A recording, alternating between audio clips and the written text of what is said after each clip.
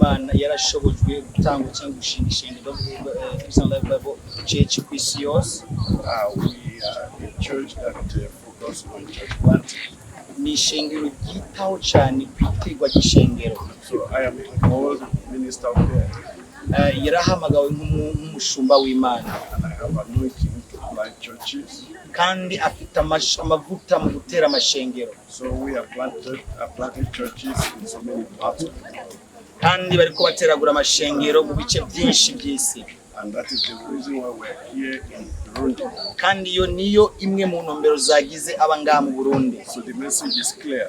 Kandi ubutumwa burasobanutse. Go ye into all the world. Nimugende mu mahanga yose. And preach the gospel to all nations. Mubwire ubutumwa amahanga yose. And Burundi is part of the nations in the world. Kandi rero Burundi nabwo ni umwe mu gihugu cyahe mu rimwe mu mahanga yose. So my ministry is in church planting. Rero ministeri yo cyangwa inshingano ze mu mpamagaro wiwe ni iteragwa y'ishengero. And I oversee all the churches. Kandi amashengero yose bijya twavuze niwe yayatanguye. So I'm a trained minister of God. Kandi ni mu minister mwiza yateguwe n'umushumba w'Imana ateguwe neza. I've been through a Bible course and theological studies. Ugomba kumenya kubijyana theology yarazize amashuri ya Bibiliya yose byigomesha Imana yaravyize. So I have PhD in theology. Afise PhD muri theology and I have PhD in engineering. Kandi afise PhD muri engineering. So by the grace of God, I'm an educated person. Kandi kubw'ubuntu bw'Imana yarize byihariye. So God is using this for us as CLBC.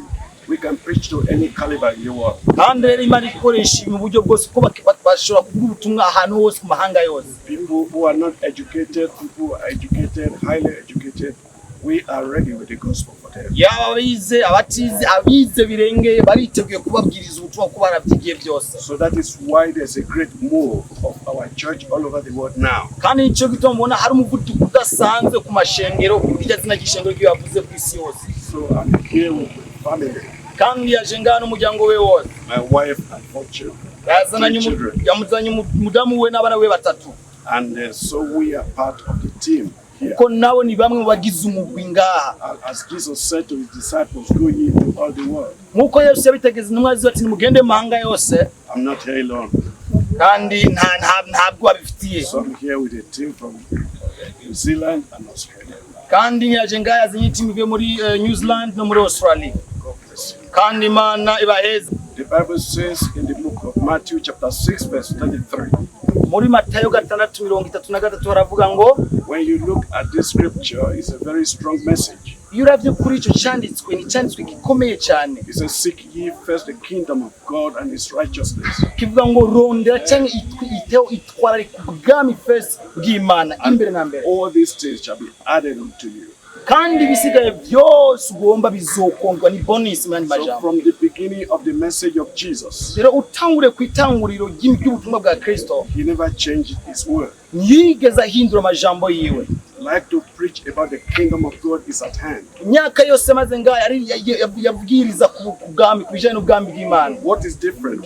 Itandukano ririhe? CLBC preaches the kingdom of God. CLB ivuga ubutumwa bujanye n'ubwami bw'Imana. We don't preach all other things. Nituvuga ubundi butumwa butandukanye n'ubwo. Because all other things come from God. Kuko ivyo bindi byose mwibaza biza bivuye mu Mana. People are after money and material things. Turazi ko abantu bari nyuma amafaranga n'ibifadika biboneka. Or they preach they want to collect money. Iyo bavuga rero bavuga barondera amafaranga mu bantu. They want a crowd because of their resources. Rero ivyo barabigomba bakora ibitangaza bakora ibintu kubera sources zabo. We don't focus on other things. Kobero nitwitwararika ibindi bintu. We focus on the kingdom.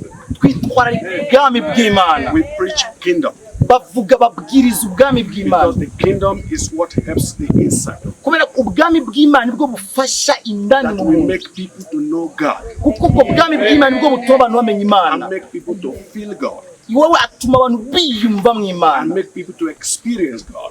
Atuma abantu bagira ubumenyero burambe cyangwa ubusabane n'Imana. And make people to be real Christian. Atuma abantu baba Kristo banyabo. And then you don't need anyone to tell you. Kandi nta muntu n'umukene kabikubwira. You will be sure that there is something happening in your life. Uzogira sihanse muri we ko hari ikintu cyo kiraho. That your life is changing. Kuko ubuzima bwawe buzohinduka. And you are having the kingdom of God in your heart. uzobufise cyangwa ubwami bw'Imana muri So a lot of churches don't preach about the kingdom anymore. Rero amashengero menshi nakivuga ku bwami bw'Imana kandi They preach about money, babwiriza ku mafaranga n'ibindi bifadika, resources, ubukungu, nice cars, imodoka nziza, houses, inzu nziza, material things. ibintu nyine bifadika byiza Those are bizindi. other things. Ibyo bintu ni additional. We need them, turabikeneye by'ukuri, but we don't put them on people. ariko ibyo ntitubishyira mu bantu. We focus only on the kingdom of God. Twitwararika by'umwihariko ubwami bw'Imana. Here in Burundi, Aha rero mu Burundi to preach about the kingdom of God. twaje kubwira cyangwa So I kubwiriza will ubwami bw'Imana. encourage people to come and experience the kingdom of God. Ndatera inkunga, ndahamaga, ndakangurira abantu kuza kumva ubwami It starts bw'Imana. from the heart, Biragoye mu mutima, and the things of the world cannot give you the kingdom of God. kandi ibintu by'isi ntibishobora guha ubwami If you bw'Imana. give money Utanze amahera and you don't know Jesus, kandi utazi Kristo, you are wasting the money. uri gutakaza So we amafaranga tell yawe. people in our church, Rero tubwira abantu mu ishengero that's ryacu another thing that is different. ko hari ikindi kintu gitandukanye. If you don't know Jesus, Nimba utazi Kristo Yesu, don't give offering in the church. nutanga amashikanwa yawe. God needs your heart, not your money. Imana ikeneye umutima wawe cyane kutikeneye amahera. God bless you. Imana ibahezagire. Amen. Okay. Wait. Huh? That's good, bro.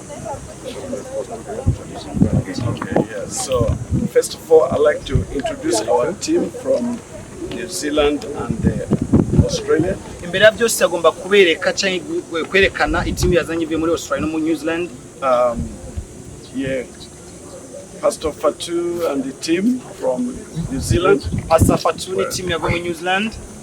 They are standing right there. Praise God. Bahagaze hadi nyuma, Imana ishimwe cyane. And also Pastor Bernard, Evangelist Edith, and Sister Odette, and all the team as well. Pastor Bernard, Evangelist Odette ni timu yose. Do you all want to come? Mwoshobora kuza imbere Yeah, come. kugira ngo tubashe kubabona. And then my family, N'umuryango wiwe, umugore n'abana. wife and children. Yeah, let the camera see you. Imureke kamera nayo babone bakabuti. Praise the Lord. Hallelujah. So that's our team from New Zealand, Iyi ni timu ivuye mu New Zealand, from Australia. muri Australia. Where is Evangelist Anita? Evangelist Anita ari he? Oh, she's in the car. Okay. Well, that's okay. So this is our team from New Zealand and Australia. Iyi rero ni timu abantu bose mubona barimo bamwe bavuye mu New Zealand no muri Australia. What will people expect Niki abantu bo kwitega in this program? muri runo rukurikirane? Is what Jesus said. Nibyo Kristo yavuze. He said to Nicodemus. Yabwiye Nikodemo uti, He said, except you are born again, kiretse ubutsu bwa kabiri you cannot inherit the kingdom of God. ntushobora kubasamuragwa ubwami bw'Imana. So what people will expect is called new life. Rero icyo abantu bakwiye kwitega muri iyi porogaramu ni ubuzima busha. In the book of 2 Corinthians chapter 5, Mu gitabo cy'Abikorintho wa kabiri ubwami cya gatanu verse 17, ku murongo wa 17 avuga the ngo Bible says, if any man be in Christ, nimba umuntu abaye muri Kristo he is a new creature. aba ari icyaremwe gisha. All things are passed away. Ibyakera byose biba byaragiye biba byashize. Behold, everything has become new. Ibintu byose bitangura bushasha biba bishasha. So people will experience new life. Rero abantu bazogana ubusabane n'ubuzima busha. Deliverance from the bondage of sin. Gucungurwa bivuye mu tubene bw'ibyaha. Deliverance from the bondage of the devil. Kurekurwa bavuye mu rufatane rwa sekibi. They will experience the true spirit of God. Bazogana ubusabane n'imwemu y'ukuri y'Imana. Not to come and experience material things, Sikuza kugira ngo bagere ubusabane n'ibiboneka bifatika but to ibintu. experience what will take them to heaven. Ariko kugira bagere ubusabane n'ibizobatwara mu ijuru. And this is what God will do in their life. Kandi ibyo nibyo Imana igiye gukora mu buzima So bwabo. let them come to experience new life through the word of God. Dusuye kandi kubakangurira ngo baze bagene ubusabane n'ubuzima bushasha mu So Mana. I encourage people, come and hear the word of God. Turabakanguriye kandi ngo baze mu ijambo And ry'Imana. the word you will hear is going to deliver you. kandi ijambo uzakumva rizakubohora And you will never remain the same again. kandi ntuzoguma kubaho And rekera what you will get in the end, kandi kizoronka kumwisho peace from God, na mahoro ava ku Mana, righteousness from God, ubugororotsi butungane buva ku Mana, joy from God, umunezero uva ku Mana, not the peace of money, si amahoro atangwa n'amahera, not the peace of house, si amahera atangwa n'inzu, because they don't last. kubera ibyo ntibiramba, But the peace in God ariko amahoro mu Mana is eternal.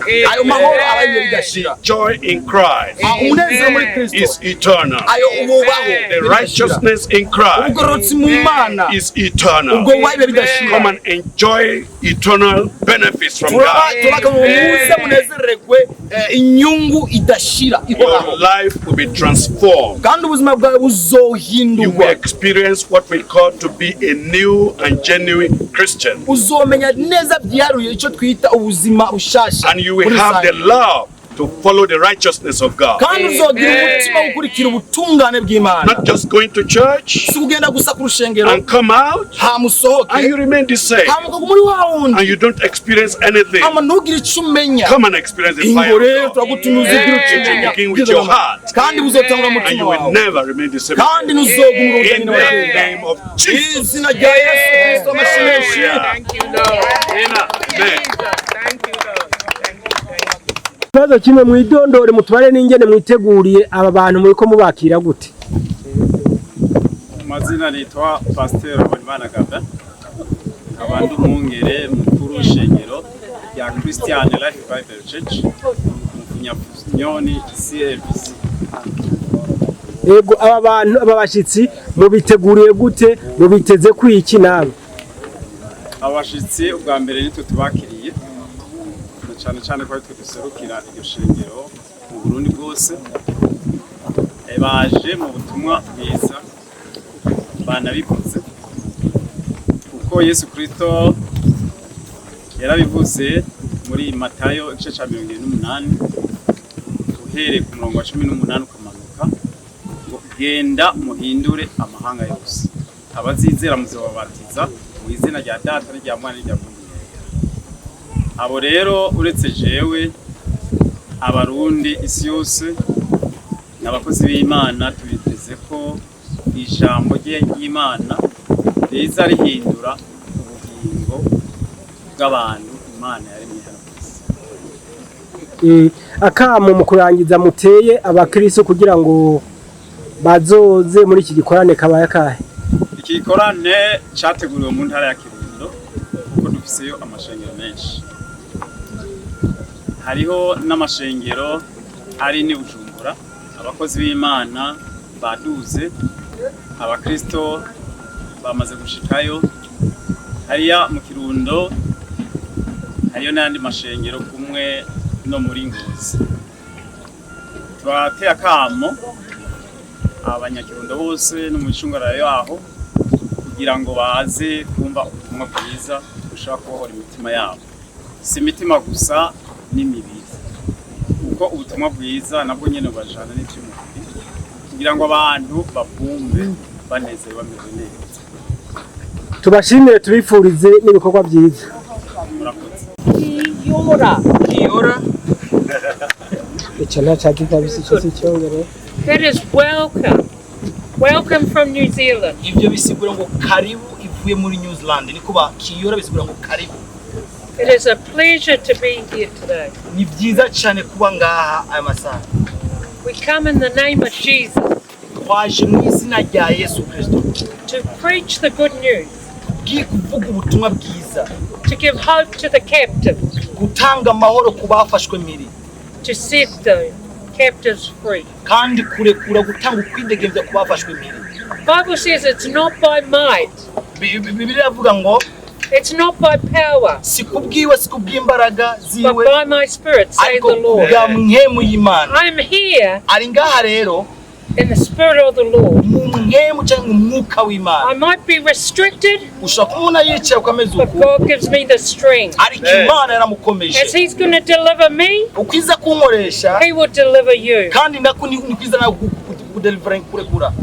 Come to hear. Ingo wumve, Hear the word of God. umva ijambo ry'Imana.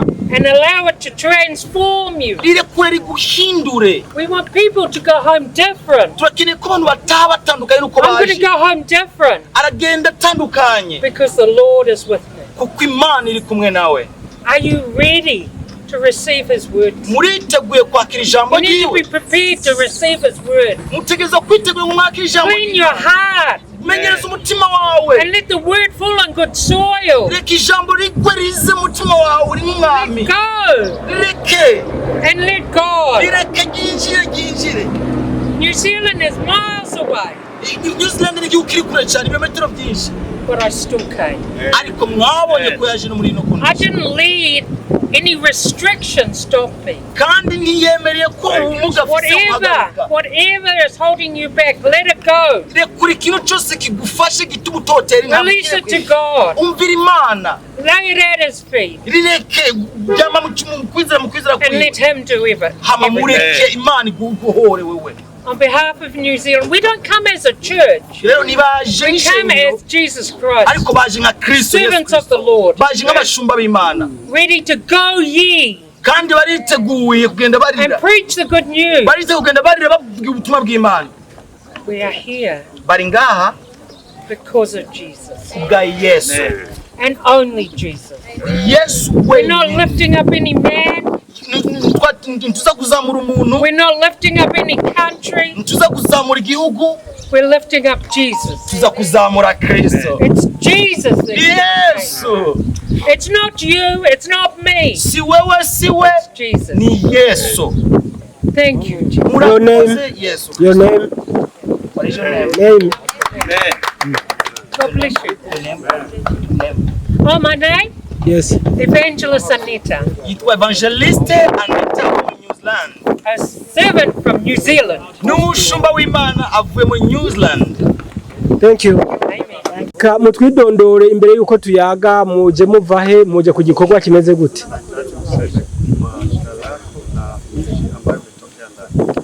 Naitwa Joseph Joma. Ni askofu mkuu wa kanisa la Tanzania.